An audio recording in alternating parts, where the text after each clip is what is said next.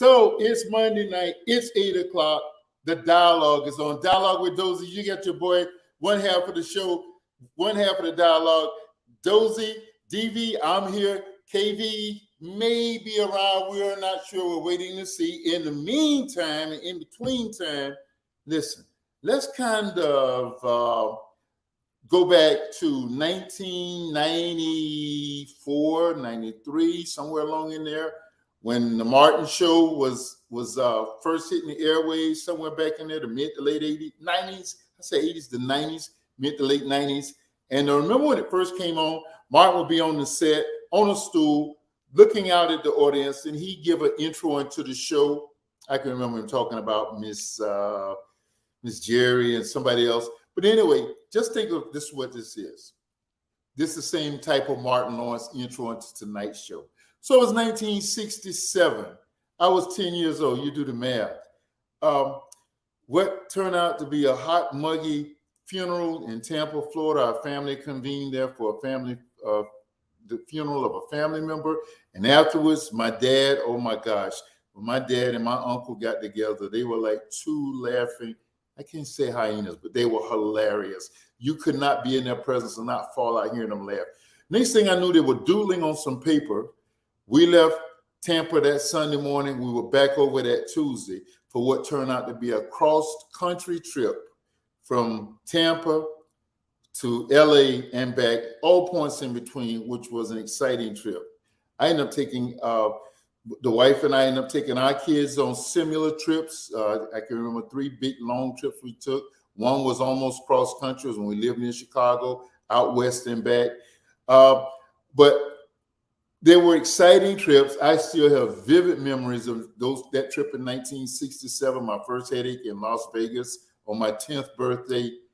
But when I saw my friend, who we met back in November on a celebrity cruise ship, on his Harley and biking across the country, and then stopping every day or whenever he decided to stop, sharing with us photos, telling us where he was, doing lives on Facebook and stuff like that. This shadow, we have to live through that. Man, it was like I was traveling across the country with him. So that's what tonight's show is about. We are going to relive Albert Dodd. He's an awesome brother. He's going to introduce him. He's going to tell what he does a little later. Awesome brother.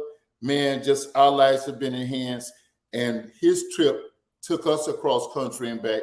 And I hope you're blessed through tonight's show. Albert Dodd, come on, man, and share with us. Share with our Facebook audience, our YouTube audience. You're on the dialogue, man. How are you, sir? I'm doing excellent, Dozell. I appreciate the opportunity to get a chance to speak to these wonderful groups of men and women. But I'm doing excellent. Well, Albert, listen, we're going to talk about it on the other half of the show, more explicitly what you do. But just kind of briefly introduce yourself, man. Absolutely. My name's Albert Dodd, born and raised in Fort Pierce, Florida. Graduate of Florida A&M University, English major, former English teacher. Now I'm a business owner. I run a financial firm at Primerica, and got 2 kids. Got one in college, one 20 years old, going into his junior year in college, and my 17-year-old is now a senior in high school. So we're excited. Definitely excited about them. Both of them are straight A students, and so I couldn't be more happy as a proud parent to see those young men become adults themselves. So Albert, I got to say this, man. You must have had those kids when you were in middle school, junior high school, whatever it was, because you don't look a bit over 30 yourself. So anyway, right. All right. So, we're not going to waste any time. We're getting right into the show. A lot of stuff we're going to do tonight. Albert, tell us about your trip. Tell us what precipitated it, your routes, your planning. Just tell us about your trip, man. Absolutely. I told myself I want to do something different. And recently I started riding motorcycles about 2.5, 3 years ago. And as a way for me to just kind of get out and ride to the beach. I mean, I live in Florida, we got water. I live in Orlando, Florida, so there's water on both sides. So it's a hour trip this way, hour trip that way, and I'm always at the water. So I was so on nice evenings, I would like to go out for a ride and just really do things like that. And I'm so used to traveling, but I'm always traveling mostly by air. And when I would travel on the highway, I would say, well, why not ride the bike? Why not do so? So I had a Sawtail Slim motorcycle, which was a great motorcycle, loved it. But then Harley also has bikes that are more so made for touring. And when I realized that I really like to ride, I said, well, listen, if I had a bike made for touring, then I could take a lot of my things with me that I would normally take in a car on a plane, and really just take my time and enjoy the country, and really take my time and enjoy the scenery and see God's beautiful creations that he's made throughout this country on a motorcycle, by touring by motorcycle, which is touring by land. And I was never interested in doing it in a car. But when I started thinking about riding my motorcycle, and I have been riding now for about 2 years, 2.5 years, I say, man, you know what? I would really love to go from coast to coast on the motorcycle. To me, that would be not only a fun ride, but it would be a great opportunity for me to stop, stay, and experience different places along the way and enjoy the motorcycle simultaneously. So I started getting that bug. I had the idea back in February, and in March I started putting the plan together to like, what day do I want to do this? And as a bowler, I bowled throughout the year. And when the bowling season ended in May, I told myself in March, you know what? I'm going to take off on June 1st. June 1st is going to be the day, that I take off and I go explore this country from coast to coast, go from here all the way to California. And then it was very fun and exciting because I got to make up stops along the way that I wanted to kind of see and experience and explore. And one of my first stops was going to be Mississippi, Biloxi, Mississippi. And Biloxi, I had a tournament that I wanted to bowl in the summer. And I said, well, you listen, I could just have my ball shipped out there, and I can ride my bike out there too as well, and still bowl in the tournament along the way. So my first stop was Biloxi, Mississippi. I stayed 3 nights in Biloxi, Mississippi, had a great time. If you've ever been in the Gulf of Mexico, great food, great Southern folks, and just had a great time. So then where will I go after then? So then I said, you know what? I want to go to Louisiana, but I'm gonna go to a place in Louisiana I've never been. So I decided to go up to Shreveport, Louisiana, which is on the northern west part of Louisiana.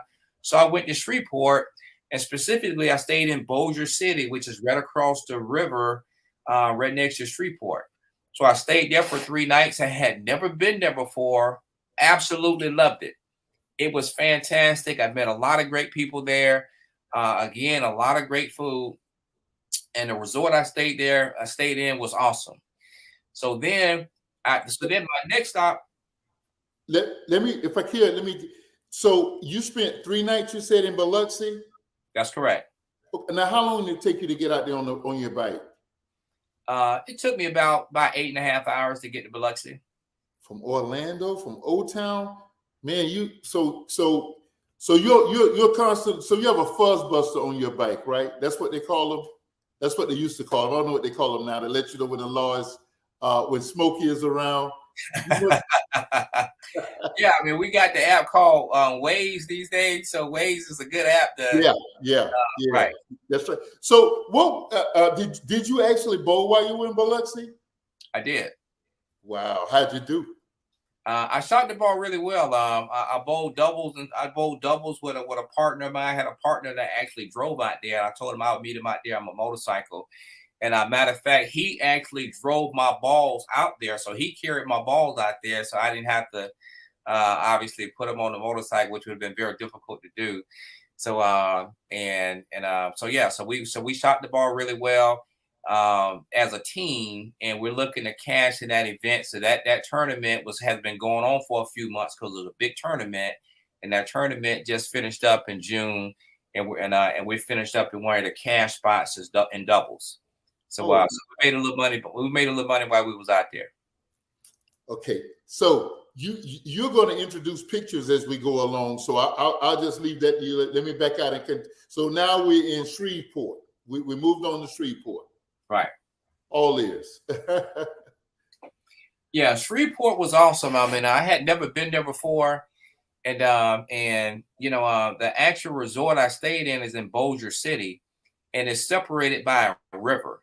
So you got one side is Bossier City, the other side is Shreveport, and I stayed at the Horseshoe Resort there, and it was beautiful beyond beautiful. I mean, you have everything on that river. You have Samstown, Margaritaville, Boomtown, the Horseshoe. You got everything is right there on that river. You got shops, you got shopping. So it was just a beautiful town to be in, a beautiful city, beautiful food, and the people there was absolutely great. And I enjoyed the people the most because I kind of got out and rode my bike around the city here and there, made some stops at different things, and then I ate a lot at the resort, but then I went to other resorts because they're all right there on the river. So at this point, are you like, man, I don't know if I'm gonna be able to make it this far all the way to my destination and return on this bike? Are you loving it? Where are you with the bike at this point? Well, that's a great question because when I left Biloxi to go to Shreveport, Louisiana, I ran into a lot of bad weather. So right around when I got in Baton Rouge, before I started heading up north, which is another 3 to 4 hours to get there, I ran into a lot of bad rain, and the rain was picking up with wind. It wasn't just rain; it was wind and rain. Wow. So I kind of pulled over, and I had my rain gear. I put my rain gear on, and then it got kind of chilly, so I put some thermal gear on, and along with my rain gear, and I got back out there. So I was like, man, I mean, in a car you got four wheels. On a bike, it's just two wheels. So in travel with God's grace and travel and mercy, I mean, I just took my time. And matter of fact, I was passing cars that was pulled over or that slowed down and pulled over on the side of the road, and I was still on the bike going. How many miles of bad weather did you encounter on this stretch of the road? This stretch of the road, it never stopped. Oh, it was the rest of the night. From Baton Rouge to Shreveport, you encountered this weather at night. Yes. Yes, at night, because the day I left, I still bowled in a tournament the day before. The same day I hit the road, so I bowled in a tournament that morning. I ran into that afternoon, so I didn't really hit the road until mid-afternoon. And I had a 5-hour ride, but by the time I left Biloxi and got to Baton Rouge, which was probably about an hour and a half, 2 hours into the trip. So for about 3 hours, it took me about maybe 4.5 to about 6 hours to really get about 3.5 hours down the road because the weather was that bad. Wow, I can't imagine you fighting through that. I mean, I know your schedule was your own, but I can't imagine you. I mean, everything's got to line up perfect, for a guy like me. If I was on a 3-wheel bike, but hey, right. Hats off to you. I think actually when you were in you went from Biloxi to Shreveport. I think when you were in Shreveport, I was in New Orleans because I was thinking you were coming up there the next week. Of course, you did a little differently. But I'm telling you, I followed you every step of the way. Every step of the way. How do you clean your bike when you get out of all of that inclement weather, the dust that you, I'm sure, encountered as you were coming from out west? How do you keep your bike clean and so forth? Listen, I had it cleaned a couple times. Absolutely. Well, I kept a couple microfiber towels with me, just in general. And obviously just when you're traveling, you're going to hit a lot of love bugs. You hit a lot of, a lot of debris, dust and wind and all those types of things. And a lot of times, when you get hit with weather, that helps a little bit, but not much. But yeah, I mean, so when I would stop and when I would stop, I would definitely wipe the bike down, get a little soap and water to hold down in a little bucket and just kind of clean it off a little bit to where you don't get hit with a lot of that stuff, and a lot of the kind of stuff gets stuck in the paint because it's in the middle of June, so it's hot when it's hot. So therefore the whole nine. So keeping it clean as much as you can helps with the paint over time. Okay. Continue on, man. I can't wait to see these pictures either. Go ahead. So my next stop was Dallas. So when I got to Dallas, I was excited because I had, here I'm at another city, and I ran into some bad weather from Shreveport to Dallas as well. So it wasn't as bad as from Biloxi to Shreveport, but I still ran into some rain there. And then I wanted to go up to Oklahoma. I wanted to go visit the WinStar. And the WinStar is a big place that it's the largest casino in the United States, which is in Thackersville, Oklahoma. So I wanted to go visit there because I bowl a lot in casinos when I go out west, and bowl a lot in casinos in Biloxi. So people kept telling me about the world's largest casino is in Oklahoma. So I say, man, I want to go see this place. I want to go see this thing. So I went to Thackersville, Oklahoma, which is just north of Dallas, about an hour north of Dallas, and had a chance to go there. This place is absolutely humongous. Had a great time there, fantastic time, and stayed one night up there before I headed off to my next journey. How many? So how on that bike? How often do you need to gas? If you're driving straight through, how often would you stop and gas? Well, I get about 230 miles a tank. Okay. 230 miles a tank. So I got a six gallon tank, and so roughly about 240 miles. So every about 2.5, about 3 hours, I can get about 3 hours down the road. So that actually is a good stopping point. I was I'm gonna interject a little story here. When we were living up near Chicago, I flew down, and my dad would use his contacts. Well, he was a contact, would help us get great deals on cars. I would fly down to Florida and get my cars and drive them back. And one time I drove down my co-host, who is invisible tonight to the show, rode back with me. And it was the most comical trip to Chicago in all points in between and around I'd ever had. And the deal was that we were gonna drive a tank of gas apiece. We weren't gonna spend the night. I don't think it just went straight through. So we got on the outskirts of not way before we left the city limits, and he says, I got to take my medication. I think it was something for. It was nothing really internal. It was sort of like for I don't know, a bump or something like that. He said, "Well, player one, I just took my medication. I'm incapable of driving. You got the first grab." So I was supposed to be driving. He was supposed to be driving. So I asked about that because he duped me on that trip on the driving. As he said to me the other day, "I got you on this one, dog." I said, "Yeah, bro, you did." So I just had to throw that in. So 2 or 3 hours is a good stopping point. I can imagine really on a bike. Now, I talked to you one night when you were on the bike, and I thought that you had to have been inside of a resort because it was so calm, it was so quiet. I couldn't imagine a moving car being that quiet. And you said, "No, man, I'm actually right." I think you were riding in Arizona or New Mexico. I'm out on the. It was unbelievable. What about some of the equipment along this journey? Yeah, that's absolutely correct. I was actually in Arizona when I was talking to you at that time.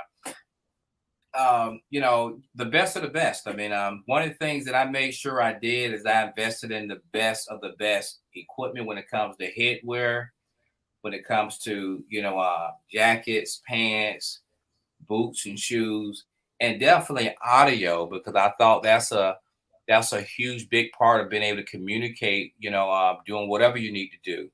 So they have these helmets now that you can buy that's equipped with audio systems in them, and you can impart even better audio systems in them.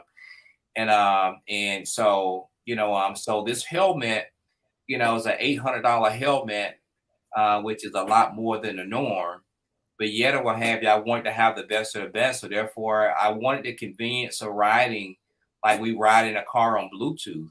I want to do the same thing if I'm riding on my bike, and have the background noise canceled out to where no one could hear anything. So that was important. And whether I'm listening to music, and definitely whether I'm talking to family and friends. Wow. So now you're going from Dallas to Oklahoma. You didn't come back down to Dallas. I did. I came back down through Dallas, and I went 30 south down to 10 and went all the way over to El Paso. Okay. Did you do any of the sites in Dallas, the assassination route or scene or any of that stuff?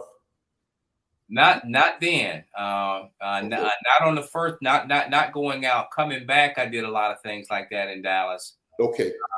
Let me keep you on your tour. So then I got over to El Paso. Now you talking about a ride? That's a 10-hour ride from Dallas to El Paso. And man, I mean, you talking about a never-ending road? That's a never-ending road right there. But you know what? I had planned it. I knew I was going to do it. I knew that particular day was going to be a day I wanted to get up early and get after this thing and mentally prepare for it. And that's what I did. And once I got to El Paso, El Paso, it's actually beautiful. We don't talk a lot about El Paso a lot, but it's actually beautiful. The food in Texas is absolutely awesome.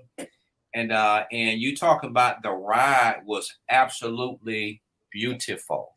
Wow. When you get to West Texas, the mountains, the terrain, the landscape, the things that you see, was just absolutely breathtaking going over to West Texas, specifically El Paso. Out on the West Texas town of El Paso. Okay. All right. So much for that. That's why I'm not a singer. Right. So you did Dallas to El Paso. You had a lot of scenery because wasn't a whole lot of people, I would imagine, a whole lot of domains and those kinds of things. So what do you got going on to keep you focused? You got a little Sirius XM going on, Pandora, your own song list. What's going on?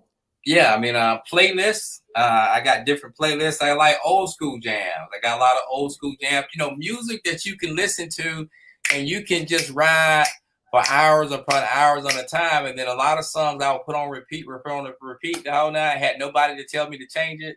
So therefore, the whole night I'm able to listen to what I want to listen to over and over again. And it's mentally stimulating, which made the ride easier. Okay. Which makes the ride easier. So you wind up, knocking out, a good little piece of terrain. And then I have a cell phone holder on my bike so I can look at my phone while I'm riding simultaneously, just like you would look at a screen, look at your dashboard while you're riding the car. So I can watch movies, I can watch video movies. And a lot of times I started watching the video movies of the songs that I was listening to. As a way of, I'm just kind of keeping me entertained as I'm moving down the road. So you're just taking a quick glance because you're not looking at it. You're just taking a quick glance, right? Well, I mean, it's a lot of road ahead of you. So, I mean, it's, you got the phone in front of you. You see the road right here too as well. So, okay. but yeah, just a quick glance. I can hear already, but just a quick glance. Yeah, for our young listeners, so may not be as experienced as Albert, that's nothing that you want to do, particularly down here in South Florida on any major metropolitan roadway. Albert, don't let me keep interrupting. Go ahead, my friend. Okay, so when I left El Paso, I stayed the night in El Paso, and my next objective was to get to Phoenix, Arizona. Wow. So I had a 6-hour ride from El Paso to Phoenix, and from there I had to go up through the bottom part of New Mexico, and go through New Mexico, and that ride was more beautiful than the ride from Dallas to El Paso.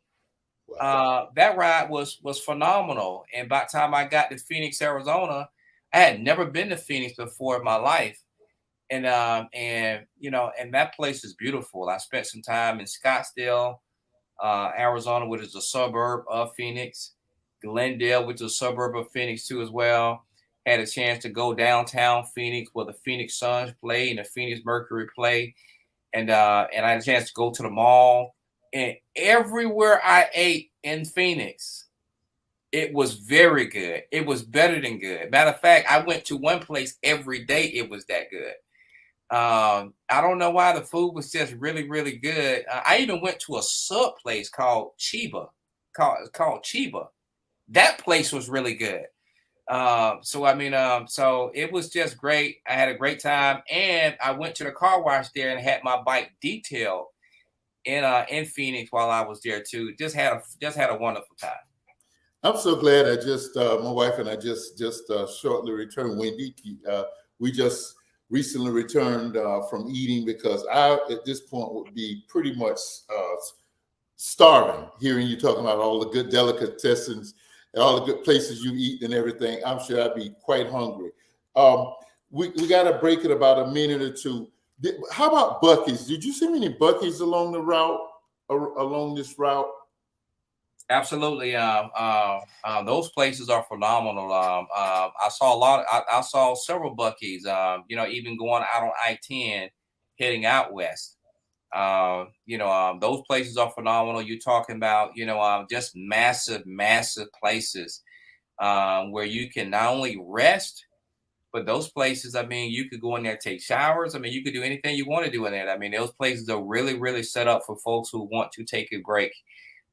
There's campers in those Buc-ee's. There's a lot of different people stopping, and there's not anything you couldn't do at that stop when it comes down to rest, rejuvenation, and getting back out on the road. So those places are prepared and they're equipped for people that are traveling long distances.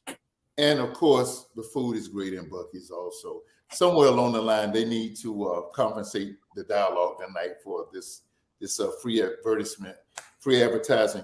I need to say this about Buc-ee's. They're only in Florida as south as around Ormond, Daytona Beach, and there's another one up near 95 St. Augustine, right by the Golf Village. So, but I'm sure they're going to make their way down here. For you all who don't know what Buc-ee's is this, as Albert has just explained, is this phenomenal rest stop. It's amazing. I don't care what time. Oh my gosh, don't be there during the summer. But even in the winter, anytime that you're there, and the one further south here has, I mean, it must have what, 20 things of 20, not gas tanks. I mean, 20 islands, gas tank islands. And people are parked all around, and they're in the gas tanks, and they're parked in front of the store. It is just an amazing place. And I'm sure you saw other places like that. Tell you what we'll do, Albert. We'll come here. We got you as far as Phoenix, Scottsdale, Glendale. You on your way to Vegas, and some great things happened with you in Vegas. Our friend was involved in that. We're on our way to that. We're going to take a short break, and we'll be right back.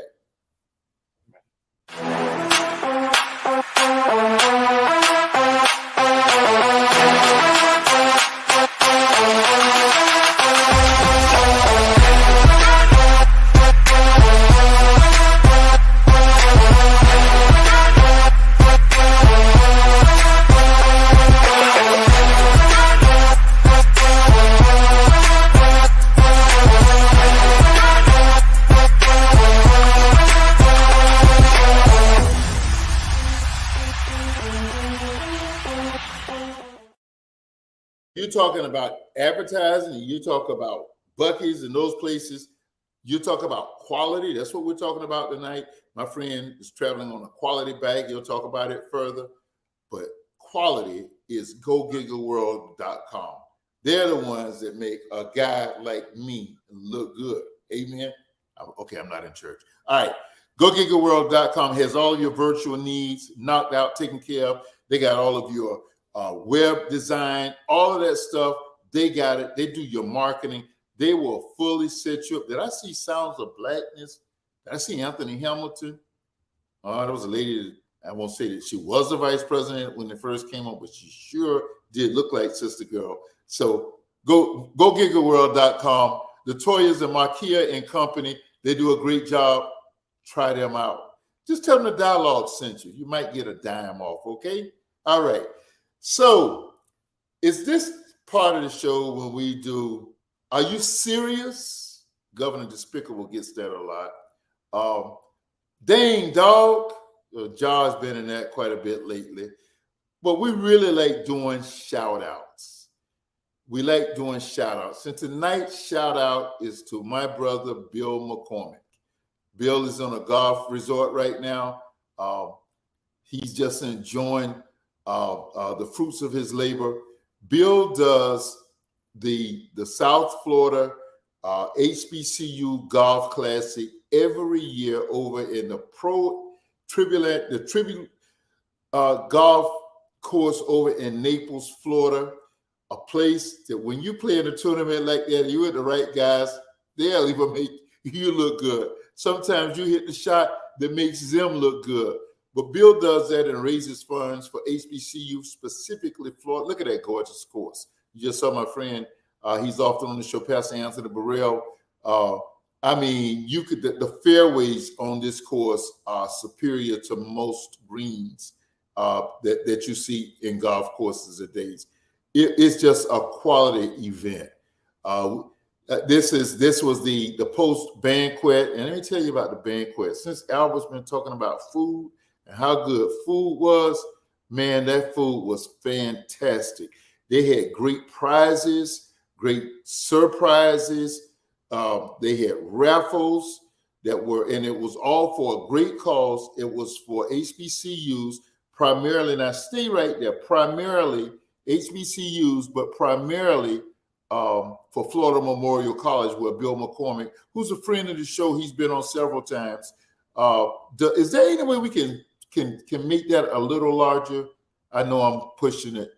Yeah, thank you, sis. So this group, the guy who's hugging his sister's name is Dave. We sat at the table with Dave and his team, and it turns out that they won the darn tournament. They were the ones who were introduced as the winners of the tournament. So they got up and got the first place prize. They also won numerous prizes during the banquet.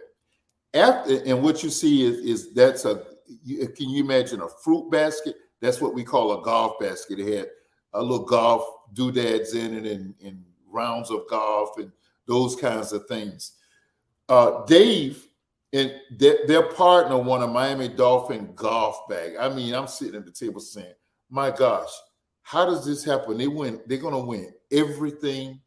So the sister you see there was seated at the table in front of us, and the young lady seated next to her. And then over across from her, they won several prizes. This sister won nothing. So at the end of the banquet, he looked at her. He said, "Ma'am, did you win anything Dave did?" She said, "No, I didn't, but I had a good time." He said, "Well, you're going to have a better time. This is yours." And he presented her this prize of his, and he put his arm around her, and we had to snap that picture. So it was just a quality. Bill McCormick and his team does first-class work, and he attracts first-class people. I was glad to be a part of it. That's the championship. Those are the trophies.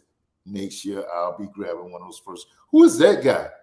I don't know if he's standing correct, if his golf posture is good, but he sure had a good time. And the weather cooperated with us for the most part. Just a great time we had the other night. And this is the medallion, which is part, when you go to a golf tournament, they give you doodads, they give a lot of stuff is promotional. This was just a memorabilia to remember the tournament.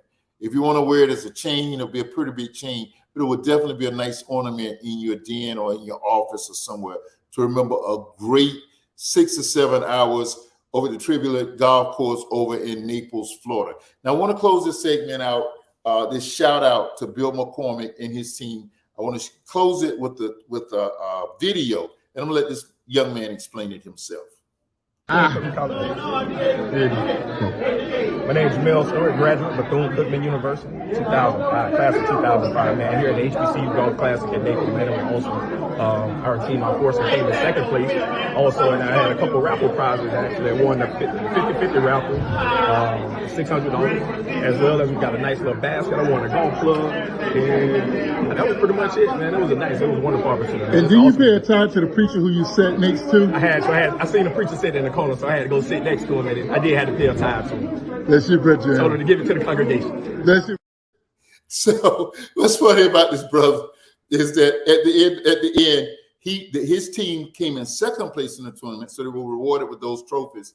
He cleaned house with the prizes, and he got some great prizes. And the last prize was what they call a 50-50 ticket, where you get the ticket and half of the amount of money goes to the organization, the other half goes to the recipient. The first person was not there to claim their ticket. And when they was not there, he was sitting one chair over from us, one table over. He slid over to Pastor Burrell, was sitting between he and I. And so he slid next to Pastor Burrell. He says, I want to sit next to the man of God and see if that's going to help me win this ticket. No sooner than he said that his ticket was called out. So when he won the money, when he won the prize, he brought Pastor Burrell for his congregation a portion which he designated a tithe. So it was that's the quality of people. It was a great tournament. That's next week, next year, about this time. We'll get Bill on before the tournament next year. That's South Florida Golf HBU Golf Tournament. Let's get back to my good friend Albert Dodd. He has some pictures to share and take us further along the trip. Go ahead, brother. Okay, and matter of fact, my next stop from Phoenix was Las Vegas. And, wow. Las Vegas was that ride was even beautiful. It was the most beautiful stretch that I was on, which was from Phoenix to Las Vegas. That was the most beautiful stretch that I was on. So it got even better. I thought Dallas to El Paso was great, and it was. I thought from El Paso to Phoenix was great, and it was. But it was not as good as from Phoenix to Las Vegas, Arizona. You get a chance to take that trip on land, please do that. You will have a bunch of pictures. You'll be glad you did. But when I got to Vegas, I did a video in Vegas, just to keep folks posted, family and friends alike, that I had made it to Las Vegas. So we could bring up that first video of me making it to Las Vegas and really giving a shout out, posting that on social media. Greetings from the beautiful city of Las Vegas, Nevada. Man, I made it to Las Vegas all the way from Orlando, Florida on my beautiful 2022 Road Glide Limited. Man, what a beautiful ride along the way. We live in a beautiful country. I encourage everyone to get out and see it on the road and not just through air. But listen, don't let nobody tell you what you can't do or what's too big. You can do anything that you put your mind to. You can live your life as big as you want to live it. All you got to do is delight yourself in Him. He'll give you the desires of your heart. And in all that you do it in faith. Do it knowing that you don't make it happen. Peace out. Amen. Amen. I didn't know you appreciate it. Amen. Too oftentimes we allow other people to control our lives by listening to what they think we can or cannot do. And you got to take ownership of your life and ownership of what's inside your spirit and go live. Your only limitations is what you can conceive yourself doing in your head. If you can see yourself doing it, if you can see it happening, then you can actually do it. If you believe you can, you can. Just like if you believe you cannot, then you're probably right too. You would never outperform your belief level. And I believe that I could do it. I set in my spirit to do it. I created a plan to do it. And I just want to let everyone know, listen, don't let nobody tell you what you can't do or what you can't or what can't happen. You can do anything if you put your mind to it. And that was the purpose of that video. Madam Producer introduced our church service yesterday. We were virtual, and she introduced our program, our service. She introduced it with the song from the First Church of Deliverance. God will give you as far as you can see. And Papa Gray does that dialogue. God will give you as far as you can see. Jesse Jackson says, if I conceive it, and if I believe it, I will achieve it. Thank you for that word, Albert. Amen, amen, amen. And listen, I believe that with everything in me. My whole life has been governed because of that. But from Vegas, I had a great time in Vegas, and I actually from Vegas I went to Reno, Nevada. Oh, wow! And I bowled in another tournament in Reno. But to Reno, I actually kept my bike in Vegas, and I actually flew from Vegas to Reno. Wow. Even though both cities is in the same state, I had plans to fly from Vegas to Reno before I left to go out there. So I kept my bike in Vegas, flew up to Reno, stayed in Reno for 3 nights. Wow. Bowled in the National Stadium, the National Bowling Stadium, had a phenomenal time there, competed on the world largest bowling stadium in Reno, Nevada. It's a very beautiful place. If you get a chance to visit Reno, go to the National Bowling Stadium. You'll know when you see it, because you're going to be like, man, what's that big thing there? The National Bowling Stadium. So I had a great time there. I competed, and we bowled well enough. We're going to be cashing in that event too as well. And I had my balls shipped out there through Federal Express before I left for Orlando. So I had them shipped out there, and I had another set of my balls that I had one of my partners to meet me in Biloxi with. So I had balls traveling all over the place for me to get them when I got there. Oh, man. Had a great time there. Flew back from Reno to Vegas, got back on my bike in Vegas, and then rolled out to California, and then rode to Los Angeles, California. Had never been to LA before. It was a dream to go there. And I said, you know what? We're going to make it happen. And we're going to make it happen. So Chrissy, my partner, she flew to Vegas, and we both rode over to Los Angeles together. So that was a great time, and we had a phenomenal time. We spent time in Beverly Hills, the Beverly Hills section of Los Angeles, and we had a phenomenal time there. Just phenomenal time. It was about a 6-hour drive.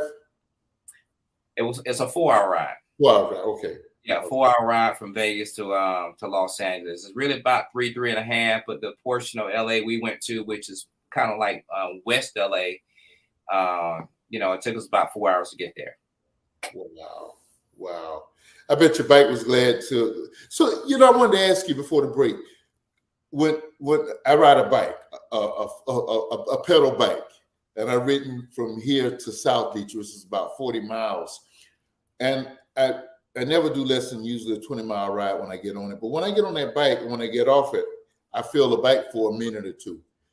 Did you, at any point in this trip, in this journey, did you continue to feel the ride after you got even returned home? Did you feel it for a week or several days? No, I mean, the bike is very comfortable.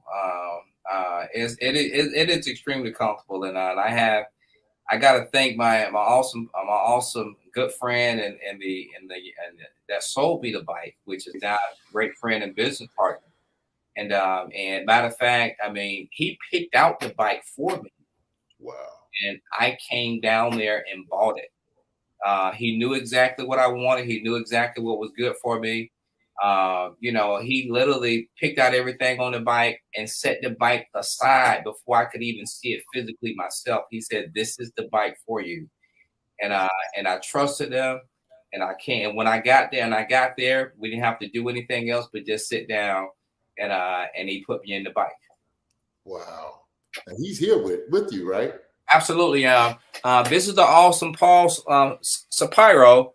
How you doing, Paul? Man, I'm glad to be here. I'm enjoying it. I just, I also, like you do, I was following this trip on Facebook, and I'd check in every once in a while, and I'd get to talk to Albert, and he'd either be on the bike or he'd be busy doing whatever. But so just sitting back, I'm just sitting in the corner over here, kind of just keeping my mouth shut, but I'm kind of enjoying it too. This is neat because this is the first time I've really gotten a play-by-play of what was going on this trip, and it's just been really kind of fantastic just to be able to sit back and listen to it and kind of imagine what he was seeing as he's describing it to us.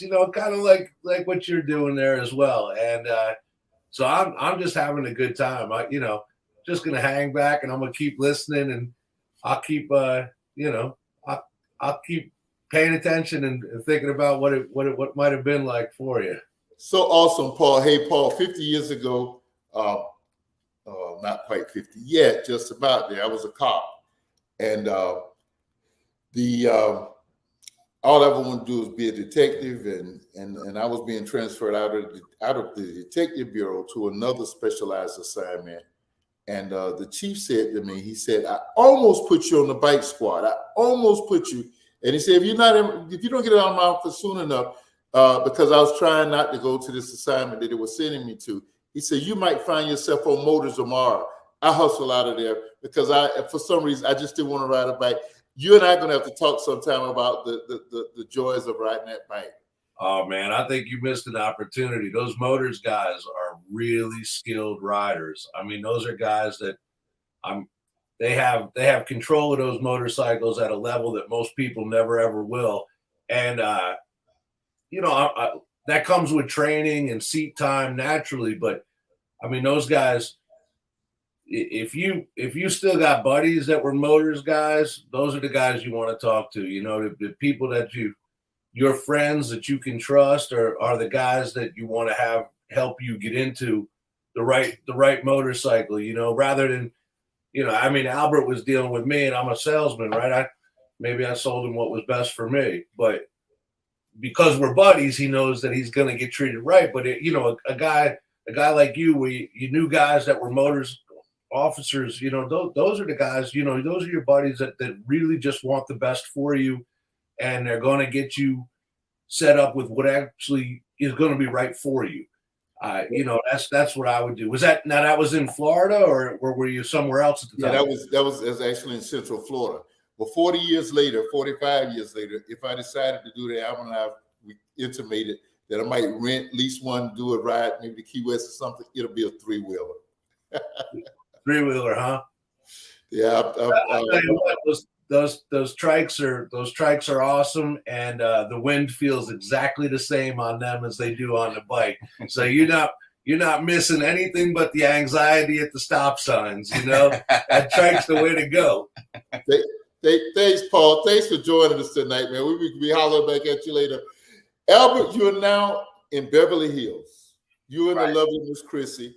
By the way, folks, Albert, Wendy, Chrissy, and I met on a celebrity cruise ship, a 10-day cruise last November. We had the time of our lives.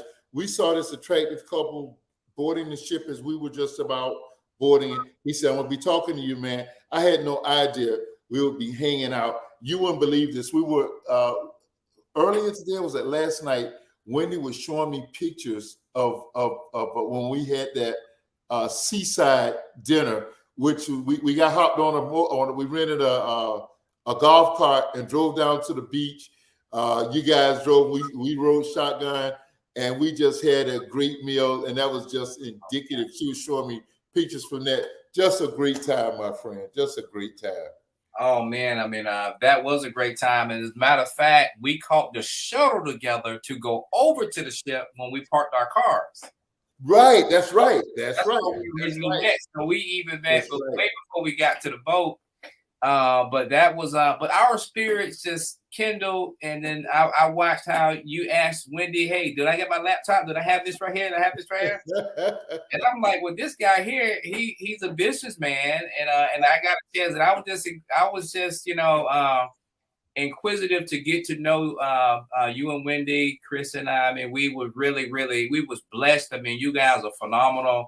And we said, you know what, man, we want to make sure we stay connected to this couple here. And we even played basketball together. We went up there and we did this, we did that. I mean, we did everything. No, you know what? We had a basketball in our hands, and I think we had a couple of shots, see who's gonna make it from this side or whatever. But what was greater was that we had a bromance. We bonded further, and we had some great conversations about life up on top of that ship. Absolutely, and I appreciate you because you allowed me, to ask you the things that was on my heart and to talk to you about those things, and you gave me things that I've taken to heart and that I've actually put in motion. So I appreciate you allowing me to talk to you about myself and what I've experienced, and then you kind of gave me some guidance from your experience. So I appreciate that more than you know. Bless you, brother. You blessed me by just entrusting me with your concerns like that. Bless you. Hey, take us on through this trip, man. We're having the time of our life. Paul, man, I'm glad you're enjoying this as much as I am. Now, I'm on board now. I'm fully invested. So let's go, Albert. Tell us about it. Listen, Paul is listening. So my life was in Paul's hand, and I'm telling you, he chose the bike, and I just went with it. And Paul, I want to say I thank you, bro, for doing everything that you did. Seminole Harley is where Paul is, and I just want you all to know. I mean, I didn't buy one bike from him. I bought two bikes from him, and the second bike I bought from him in the whole nine was the one we went cross country with. So anyway, so when I left Vegas, I wanted to come back a different way than the way I went out to Vegas. So it was very important for me to go back a different way. So when I left Vegas, I had an 8-hour ride all the way to Albuquerque, New Mexico. From Los Angeles? No, from Las Vegas. Oh, you went back to Vegas? Yeah, I went back to Vegas. Okay. And I stayed in Vegas for about 2 weeks. I stayed there for about a week the first time. I went to Reno, came back, then went over to LA. Then when I came back to Vegas, I stayed in Vegas another week. So I stayed in Vegas about 2 weeks. I stayed on the West Coast all in all for pretty close to about 3 weeks on the West Coast overall. Okay. So I that's a lot of things to do, a lot of sights to see, and I didn't just want to get out there and turn right back around. I want to get out there and stay for a while. I don't got no plane to catch. I mean, there's no time frame. I get to leave when I want to. Wow. So that was very, very, very important for me to get out there and really just kind of stay as long as I felt like the need to stay. Nevertheless, I made a decision on the 27th. So I left on the 1st, and then on the 27th, I made a decision I was going to start leaving the West Coast to head back to Florida, but I was going to come back a different way. And my first stop was Albuquerque, New Mexico, and that place was that was also a beautiful ride too. That was a beautiful ride as well. And I had never been to Albuquerque, New Mexico, and never really been in New Mexico at all. So I mean, so that was a whole nother terrain. Had a chance to stay at the Route 66 hotel and casino, and the famous hotel and casino called Route 66. That was beautiful. And when I left New Mexico, I came into Arizona, and when I came in, I went through Arizona to get to Mexico. So when I went through Arizona to get to New Mexico, one of the greatest things when I was in Arizona, I had a chance to stop in Seligman, Arizona, which is the foundation or the birthplace of Route 66. Wow.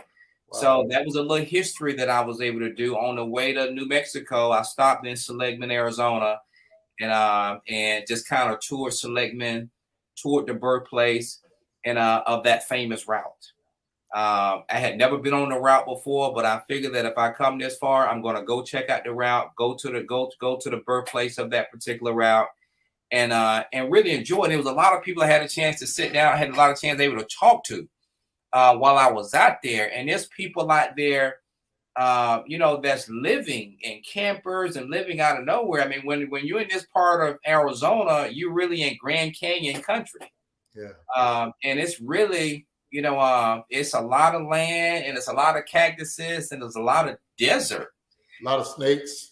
Yeah. I mean, a lot of all that stuff there. That. So, but it's people that love it though. I mean, it's miles and miles before you can get to civilization. So, and that's another thing. Probably one of the most scariest things about the trip that we haven't talked about yet is I'm on a bike with a 6-gallon tank, so sometimes you will run out of gas before you get to the next station. So I mean, I never ran out, but I got really, really close. Wow. And so that was probably the scary part because you would go for miles and miles and miles and like, okay, wait a minute, when's my next station? Wow. How about internet? Did you have internet service out there in New Mexico and Arizona and all those desert areas that were so remote? Did you have? Was your phone still able to get a satellite? In most places it was. Because you're running in and out of signal. Okay. So I mean, it's there's civilization out there, but sometimes it's 20, 30 miles in between, other places. Wow. And I had a chance to stop in Santa Rosa, New Mexico, and I want to show the next video. I had a chance to stop in Santa Rosa, New Mexico. And when I stopped there, what was intriguing to me is that I saw a guy who had a trailer. He had a bike, but he was pulling a trailer on the bike. And I'm like, I got to go talk to this guy. First of all, he's a rider, so I'm going to go talk to him. But he had a trailer, and I want to talk to him to find out where he was going. Wow. Let's go to the video. Greetings from the great city of Santa Rosa, New Mexico. That's right, Santa Rosa, New Mexico. And listen, I'm here at the travel station, and I just ran into this awesome young man, the awesome Corbin from Austin, Texas. He's also on a trip. He's going to Oregon. We're in Texas. We're in New Mexico. He's going to Oregon. Tell us about your trip. Well, I decided I needed a time away from work, so I took 2 weeks off, and I'm heading up to Hills Canyon, Oregon. That's just my destination. I'm on no itinerary. I got 2 weeks. I got 2 weeks to get there and to get back. If I make it, great. If I don't, well, I still spend 2 weeks on a motorcycle. Listen, he's going to make it, but I want to show you his motorcycle here because he has a trailer. He has a trailer hooked up to his motorcycle. Look at this.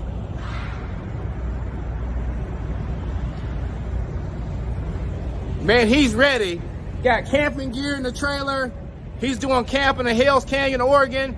And man, I want to let folks know that, listen, that there's bikers out here living life, traveling, and really have no time schedule.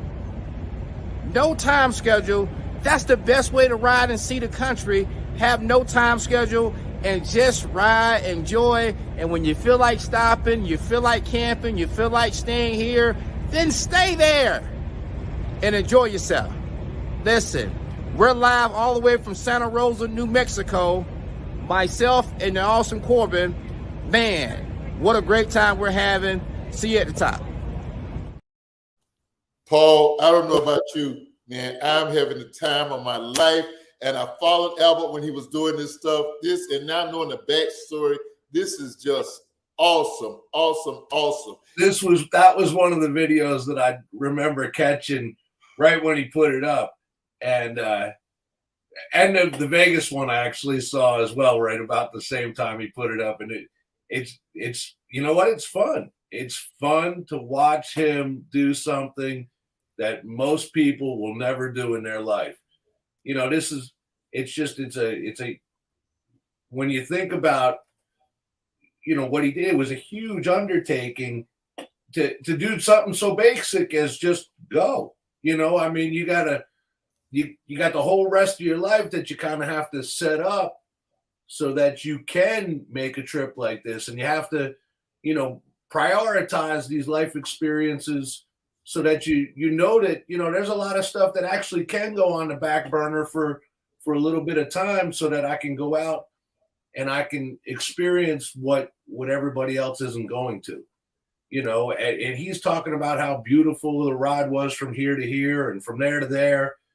And, you know, I bet you most people fly through there in the car and don't realize that they just went by. So, you know, when everything's open around you, it's a lot easier, I guess, to notice what's around you as well. And I think that's probably, you know, there are probably people that are going to hear that and go, hey, I drove that stretch. I don't remember it being that. Well, that's because you weren't paying attention, you know. And I think it's just a huge life experience thing that he did. And you know, I was jealous before he left. I'm jealous now that he's back. You know what? I just think it was incredible. You know, it's incredible. Hey, Paul, I understand how easily it would be to be jealous, but we can't even allow hate to run into this. So this is such a great experience. This is a great. Let me just tell everybody in Dozell land out there, and I know a lot of you are over there on YouTube, and if you're over here on Facebook, leave us some comment. We want your comments on the show. I see some of you all are hitting the like buttons. Leave us some comments. Ask Albert some questions. Ask Paul some questions. And do the same thing on YouTube. We'll get back to you retroactively, even from YouTube, from that forum. I got to tell you this. Normally the dialogue is off, and we've really worked hard we're off. We're 8 to 9 p.m. Eastern time. This is so good tonight. I beg, Madam Producer, to grant us a couple of, you know, like three more nickels, like 15 after. And she said, go ahead, I'm enjoying it. So we're going right ahead. Keep on, Albert. Keep it on. Keep on, bro. Well, listen, so now I'm in Santa Rosa, and I'm on my way to I'm actually on my way to Texas. So from New Mexico. So and so I had a friend of mine. My goal was to go to Dallas. So I mean, so Dallas was going to be roughly about a 10-hour ride from Albuquerque. So I was in Albuquerque, then I stopped in Santa Rosa when I left at Albuquerque to get gas up, get some rest, and stay hydrated. Met the guy, did the video. But then I had another guy I met on the same cruise that we was on, Dozell, the same cruise. I met this guy in the same cruise. I met him down in the casino, and you know, and he was from Dallas. So I said, you know what? Let me call this guy and let me, you know, most of us, we never call people. We get people's names and numbers, and we just never call them ever. And even when we go visit their cities or go through their cities, sometimes we forget to call, or sometimes we just are not cognizant. But my spirit say, hey, listen, let me call this guy, and I let him know, hey, man, I'm going to be coming through. If I can see you tonight or the next morning, I would love to. He told me, wait a minute, you mean to tell me you making a 10-hour ride on today?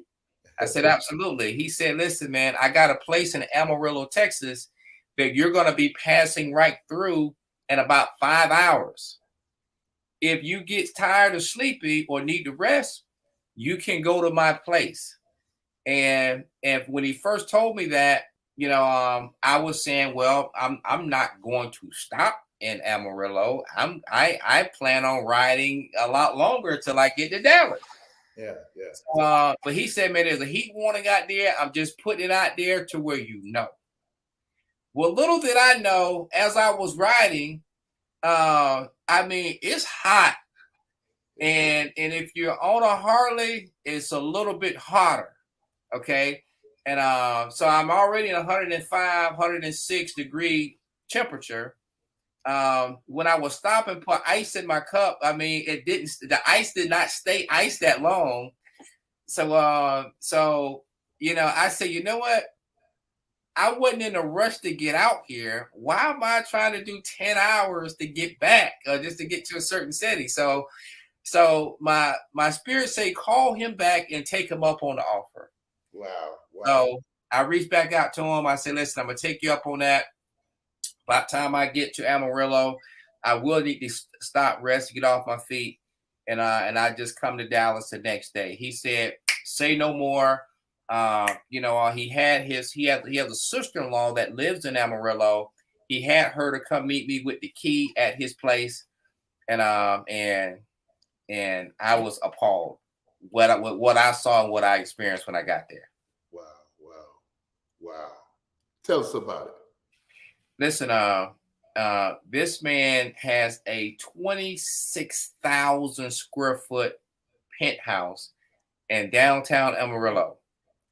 Now, he didn't say none of that when I talked to him. He just said, I have a place that you can stop to and rest. So I'm like, okay, traditional apartment that's maybe not for rent, or a home that's not for rent. Didn't matter the whole nine. I was appreciative of whatever it was. And because the main thing for him is to, hey man, you don't have to do the whole drive by yourself or in one day with this heat like that. So when I got there, his garage, he has a 50-car garage downstairs. I mean, it's like, and it's the thing. I mean, like, what I was thinking, that he has a place in the building. This guy owns the whole building. He has the whole building. And he gave me the key to the whole building.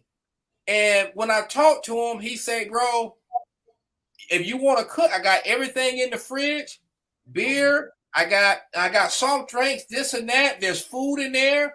If you want to laundry your clothes, you can use that.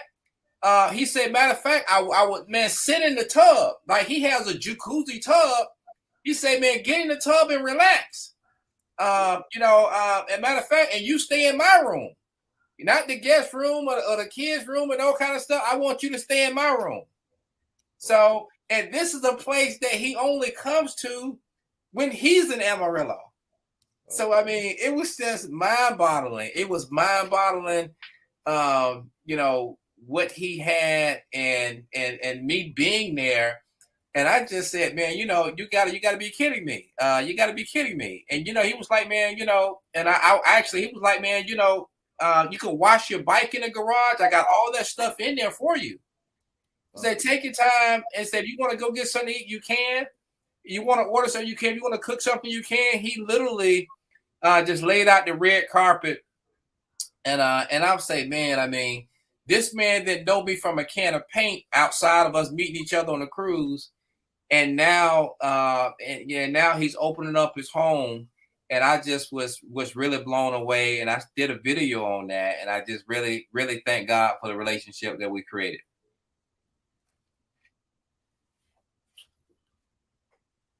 Let's see that video, Madam Producer. So I don't think I sent that one to her, but I can send that one though. Okay, yeah. Listen. Go to Albert Dodd's Facebook page. It's on there, and it's awesome. He walks around the apartment or the condo and shows.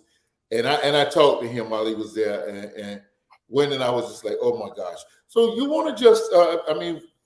She was gracious to give us a few more minutes, but would you take maybe 30 seconds or so and just talk about the power of relationships? And I know that's what your business is about. Just talk about the power, just segment from that situation to the power of relationships, and we'll head out the door kind of from there.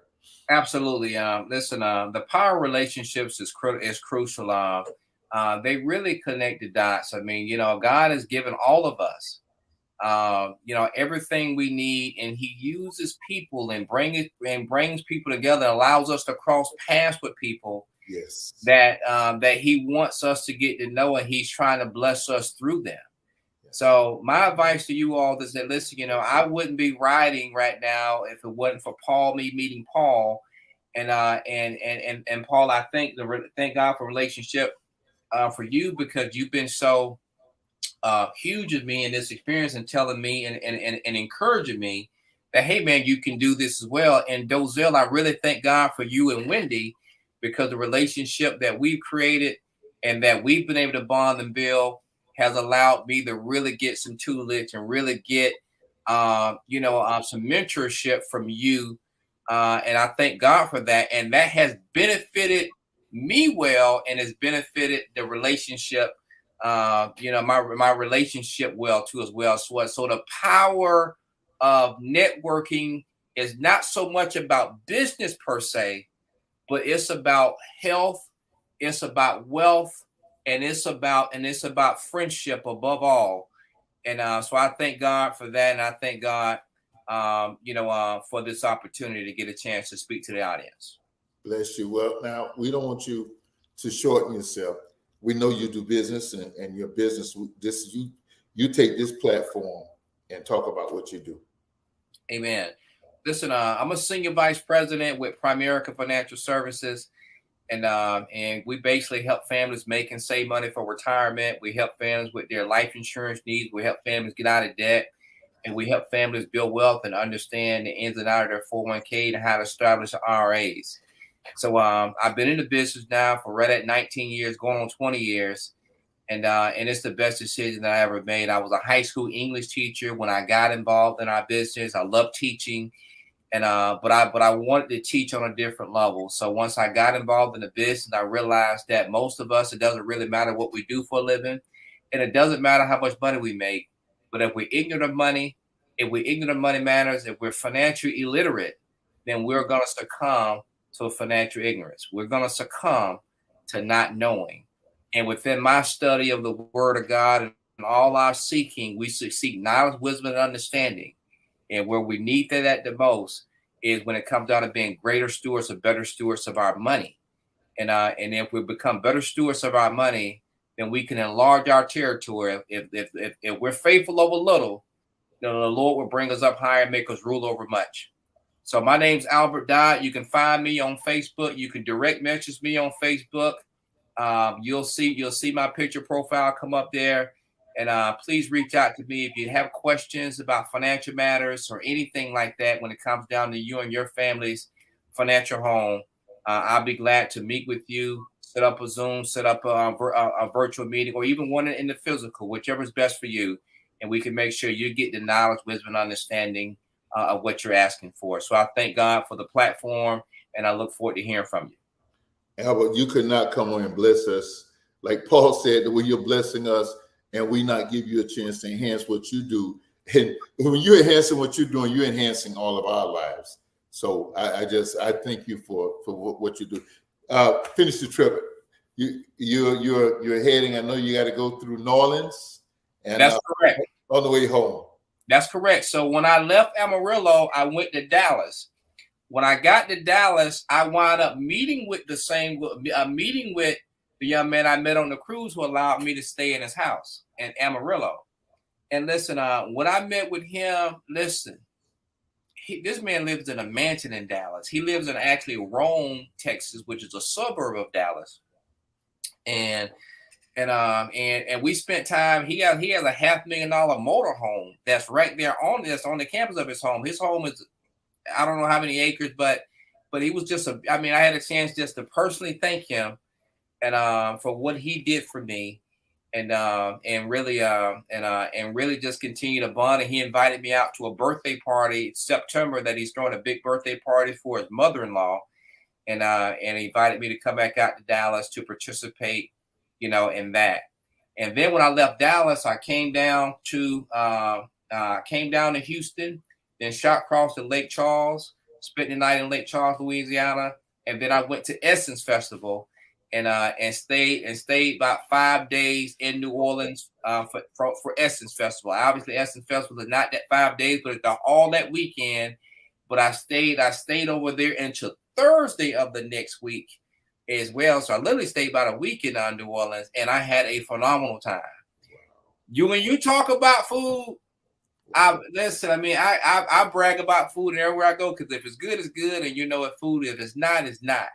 Yeah. But that thing is good in New Orleans. It is good in New Orleans. I went to a place called Ruby Slipper. Yes. Best breakfast I ever had. Probably the best French toast I've ever had. Wow. And it was just phenomenal, beyond phenomenal. But I would like to show this last video clip if I could. Don't know if we have the time, but if not, the whole nine. No, go ahead. Yeah, I met some ladies in Dallas, Texas, that I was so blown away by the trip that they were on. They're 61 and 58 years of age. Wow. And I said, you know what? I said, listen, you all are women, and I thought these bikes belonged to men, but you all are women. So let's go to this video, and I just had to capture this because I was impressed. So, hi everyone. Listen, hey, listen, we got Jennifer and we got Stephanie. Listen, and also myself, Albert Dodd. Listen, we're all riders. Let me kind of show you the bikes. Okay? That's the Road Glide. That's the Heritage. And then here's the Hungry Lion right here, my bike. Listen, these ladies started their journey from Utah, and they went all the way to Connecticut, down to Savannah, Down to Richmond, Virginia. down to Richmond, Virginia, Then Then Savannah, Georgia. then Savannah, Georgia, Then Slidell, Louisiana. then Slidell, Louisiana, And now here. and now Gainesville, here Texas. in Gainesville, Texas. And then we're going, Going to Albuquerque tomorrow, and then back to Salt Lake City. Oh, so y'all going through Amarillo and all those places out in Albuquerque. Listen, they're going to be in Albuquerque tomorrow. I'm going to be in El Paso tomorrow. So listen, these are riders. These are riders. 5,800 miles. 5,800 miles. They started from Utah, and now they went all the way to the East Coast, and they're coming all the way back around. Man, I thought I was the only one that was nuts. Okay? But listen, this young lady, how young are you? I'm 61 years young. Don't she look good? She's 61, and you are? 58. Don't she look good? I'm 43. So if they can do it, Anybody can do it. anybody can do it. Man, it's a pleasure to get a chance to meet you ladies. Nice to meet you. I love riders. I just started riding a couple years ago, and listen, I was down in Dallas having an early dinner with one of my good friends. I said I need to get on up here and get checked in, and those types of things. But listen, you all are awesome. When I saw these bikes, you all automatically assume, oh man, so some other men bikes the whole time. Yeah. But these are ladies riding, okay? But listen, we're super duper excited, beyond excited. We love the ride, don't we? Yes, Yeah, yes. we do. Okay, It's all about two wheels. right. All about two wheels. All about two wheels. I wish you all a safe trip on your journey to Albuquerque, New Mexico. Yep. And we're after that. Back to Salt Lake City. Back to Salt Lake City. Me, El Paso. After El Paso, I'm going to Phoenix, Arizona. After Phoenix, I'm going to Las Vegas. And after Las Vegas, I'm going to LA. There you go. Okay. You just be safe. Listen, thank you. I would definitely do that. Peace out. What a pleasure it is to meet Stephanie and Jennifer. They're some true bikers, okay? It's not about the men. It's about what you got on the inside. And these ladies are riders. Peace out. Shiny side up. Paul, too much fun, man. Too much fun. You know, I'm never ever surprised when people are nice to Albert because of the way he treats people. That's right. You know, he'd be like, "Wow, you wouldn't believe it. These people are so nice," and I'm like, "No, I would totally believe that people are nice to you." You know, it's just it's fun watching him talk to people. Absolutely. Amongst his many other skills. Yeah, I mean, we steamrolled right over the fact that he's bowling at a pro level and taking home money everywhere he goes. Bowling and going to casinos. As a superstar. Awesome. Albert, you got any finishing touches you want to do as you arrive back to Orlando? I know you were the Essence. What all celebrities did you see there in New Orleans? Listen, I saw Yo-Yo. Remember Yo-Yo back in the days? He was there performing. Jill Scott performed. Ice Cube and Ice-T performed. Ludacris performed there. Little John performed as well. Jermaine Dupri was there performing too. So and Missy Elliott was there performing as well. To say a few. I mean, so you had a lot of artists that was there performing, and it was great to see. And it's my first time going to Essence Festival, so it was great to be in that environment and from people from all over the world that's assembling in New Orleans, celebrating excellence, and specifically, excellence when it comes down to, just the essence of the Essence magazine and all of those things that we talk about. So then I got up. So after about almost a week of being in New Orleans, on July 6th, I got up and I made my about a 10-hour ride back to Orlando from New Orleans. So I came back to Orlando. And matter of fact, the same day I went to go see Paul. Same day I got back in town, I went to go see Paul. Over in Sanford? Are you in Sanford, Paul? Yeah, yes, sir. And Sanford, he's crazy. 10 hours on the bike, he gets home, gets right back on the bike, and rides up to see me. Right. So normally at this rate, I would ask you, what are you doing to fight your post-vacation depression? But knowing the positive, energetic, spiritual being that you are, and being affiliated with great souls, great spirits like Paul, I know that you are planning the next event, and you are getting others like us, like he and I and others. You are getting us invigorated for our next trip. So I won't ask you where it is, but I just want you to just plan big. And so we got a few weeks left in the summer. I'm going to do I'm going to do a show on cruises, and I'm going to do another show on just the whole vacation experience. And Paul talked about just the getting away. I heard the gentleman that was pulling the trail talking about just getting away. I heard those ladies talking about just getting away, and that's what you have shown us every step of this way. We're going to get you to come in with another energetic individual and ask you if you would to let's talk about just freeing the bonds. I mean, real bonds of complacency, of sitting home and not getting out and exploring this world. Absolutely. Absolutely. Bless you, Albert. Paul, Albert, man, love y'all to life and can't say thank you enough. Thank you for all that you've done. Yes, that's our brother right there. Show that collection of them.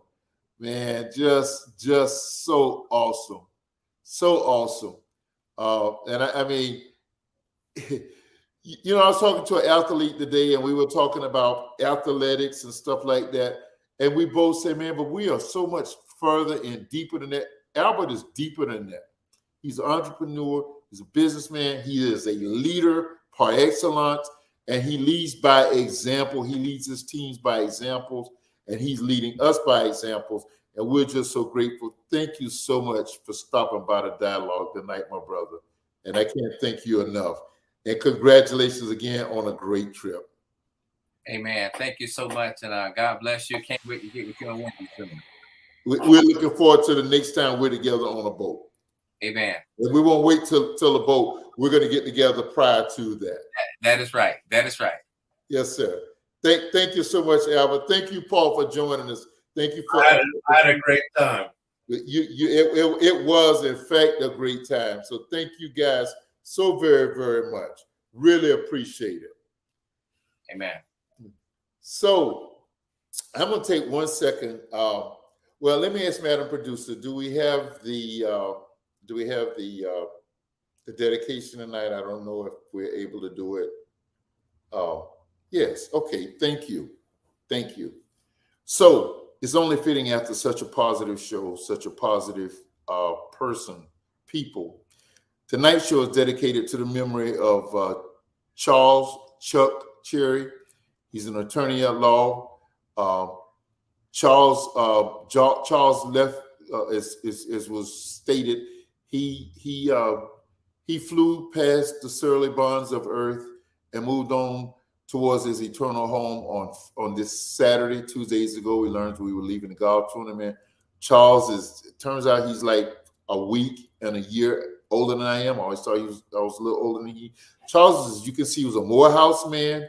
He was an attorney. He was a state's attorney, a prosecutor for the state of Florida, and he also worked for the city of Fort Lauderdale, and even before retiring, he did legal work with various committees in the city. Charles leaves behind two beautiful young children. One is a recent graduate of Spelman University who's just done some certificate work or some work over in China. And just a fine individual. I actually met his dad first, who was a bona fide civil rights leader, as was Charles. Charles ended up taking over the family's businesses in journalism, radio stations, publication, the world's, the state's largest African-American print media services, the Florida Times and the Daytona Times. And tonight we sent out a salute to you, Charles, and thank you for blessing this earth as you did. We are sure that your family will be blessed. Those two young people will continue to bless us and carry on the tradition of Mr. Cherry on down through you to them. Tonight's show dedicated to Charles Cherry. Listen, that's it. As I see it, listen to Albert Dodd, man. Listen to people who know how to get away. Listen to people who know how to celebrate life. Listen to people who know how to enjoy this great nation, the scenes in this state, this country. Just learn how to get away from it all. I preached a sermon a long time ago. I know people thought I was crazy. I talked about the blessing of getting away. You got to do it. It'll refresh, reinvigorate, rejuvenate you, and make you a better person. This is it. Thank you, Madam Producer. Go mogulgigacreations.com. Albert Dodd, you rock, man. God bless. Dialogue with Dozell. We'll see you next Monday night. We'll be here.